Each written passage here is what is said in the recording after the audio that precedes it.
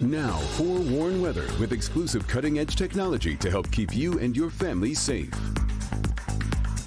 I'm putting my mom hat on for a second. Let me Okay. just say that kids and what they like changes by the day, the week. You It's can't buy it hard. I'm all about, I pick things up throughout the year when I see good deals. So I actually have already bought a couple Christmas gifts because I see a smoking deal on something. I think of someone, I pick it up. Yeah. But when it comes to my kids, You wait.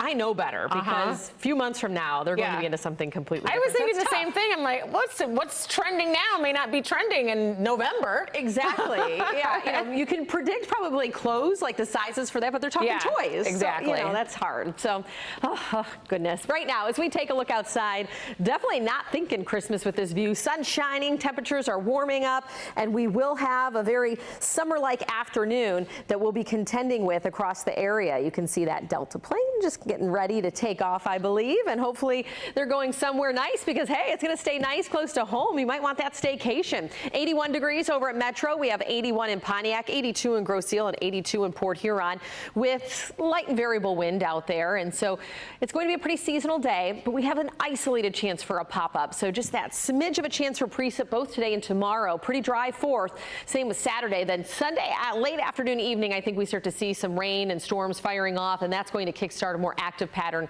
going into early next week.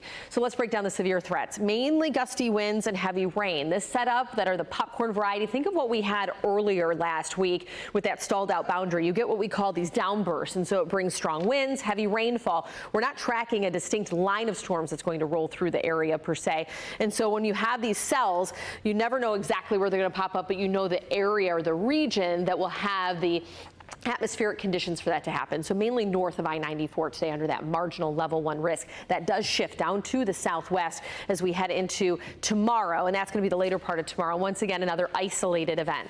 So let's walk you through the timeline, give you more of an illustration of what we're talking about here. So after 3 o'clock, you might start to see some rain showers developing in the clouds that we've already seen bubble up. I think, though, by late this evening, this is going to be a much more pronounced event into the thumb, and then we will clear out the clouds through the overnight a bit. We'll start off with some sunshine tomorrow, but then we do get a few of those showers and potential storms firing off closer to the dinner hour tomorrow to the southwest, that region that I showed you from Livingston through southwest Wayne County on south towards the state line.